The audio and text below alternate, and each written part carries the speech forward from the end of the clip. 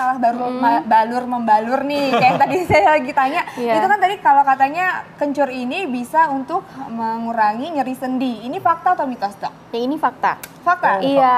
Kenapa, ini benar dibalurin atau jadi kalau nih, Dok, penelitiannya ini di uji klinik sudah, jadi dia sudah pakai dalam ekstrak bentuknya, diminum jadinya dalam dosis 160 mg per hari dibandingkan dengan obat anti nyeri ya, meloxicam dibandingkan. Nah, kemudian ternyata setelah 10 hari dipakai pada 40 sampel atau pada 40 pasien, rasa nyerinya akibat peradangan sendi berkurang. Begitu. Tapi ternyata memang diminum ya, Dok ya? Diminum. Tadi aku pikir tuh dibalurin. Jadi diminum, Dok ya? Iya, sebenarnya penelitian yang untuk pada hewan dibalur itu dengan salep ya bentuknya sudah ada. Memang kalau daripada uji hewan coba terbukti efektif juga dalam bentuk yang sudah disalep. Tapi pada manusianya penelitiannya pada ekstrak yang diminum.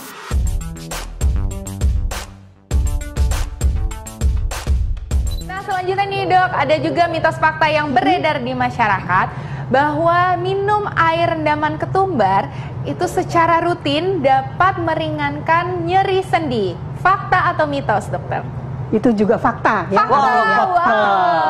Kenapa, Dok? Ya, sebenarnya penggunaan biji ketumbar sebagai analgesik ya untuk mengurangi nyeri itu lebih baik digunakan secara topikal. Jadi bukan dimakan. Jadi bukan diminum, Dok. Ya, umumnya orang-orang zaman dahulu ya atau nenek moyang kita atau dari negara lain, mereka menggunakannya untuk pengobatan nyeri sendi misalnya itu dengan ditumbuk ya, kemudian ditempelkan secara topikal ke daerah yang sakit ya. Jadi efek yang dihasilkan lebih baik karena dia punya efek lokal ya. Jadi lebih baik secara langsung diolesi di tempat yang sakit. Efeknya akan menjadi lebih cepat dibandingkan dengan diminum. Tapi kalau tadi kan mitos faktanya tentang diminum ya, Dok ya. Diminum kita ada akan efek analgesik, tetap ada efek analgesik, tetapi butuh waktu yang cukup lama.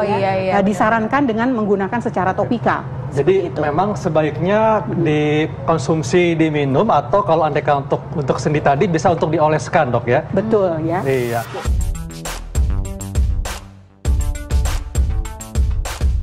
Katanya nih si lengkuas ini bagus atau untuk mengurangi peradangan yang dapat menyebabkan penyakit. Ini fakta atau mitos, Dokter? Apalagi lagi pandemi nih, Dokter, kayak gini perlu banget nih. Ini fakta atau mitos nih, Dokter? Kalau yang ini adalah suatu fakta. Wow, fakta. Ya, jadi penjelasannya adalah berbagai kandungan atau zat aktif yang terdapat di dalam lengkuas ini banyak mengandung antiinflamasi atau anti peradangan. Yang sudah banyak buktinya adalah digunakan untuk peradangan pada daerah sendi. Jadi gitu. Tapi cara konsumsinya gimana, Dok? Apakah direbus apa gimana? Ya, spesifik untuk pengobatan pada radang sendi biasanya sudah ada sediaan jadinya. Jadi dalam bentuk kapsul dikonsumsi tentunya dalam jangka panjang ya. Kita tidak bisa mengharapkan lengkuas itu kemudian menyembuhkan dalam jangka waktu pendek. Biasanya penggunaan sekitar 1 bulanan itu akan mampu mengurangi atau menghambat durasi sakitnya di daerah sendi tersebut. Jadi bentuknya itu kayak kapsul gitu ya, Dokter, ya tinggal diminum aja ya. Praktis banget ya. Tapi kalau misalnya selain kapsul nih, Dok, ini kan kalau ibu-ibu nih, saya nggak percaya kalau misalnya udah ada kapsul-kapsul, udah ada kandungan kimia yang apalah. Nah, kayak gini gimana tuh, Dok? Iya, kalau untuk penggunaan tradisional, kita bisa menggunakan lengkuas atau disebut laos tadi dalam bentuk bubuk kering seperti ini, ada yang sediaan sudah jadi, atau kalau rajin, kristal rajin, kamu bisa marut.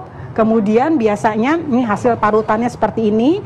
Ini bisa diperas ya, kemudian dicampur dalam air mendidih seperti itu. Kemudian disaring dan air rebusannya tadi bisa dikonsumsi secara teratur 2-3 kali sehari dengan tujuan misalnya untuk mengurangi rasa sakit seperti itu, atau mengurangi rasa kembung di daerah saluran cerna.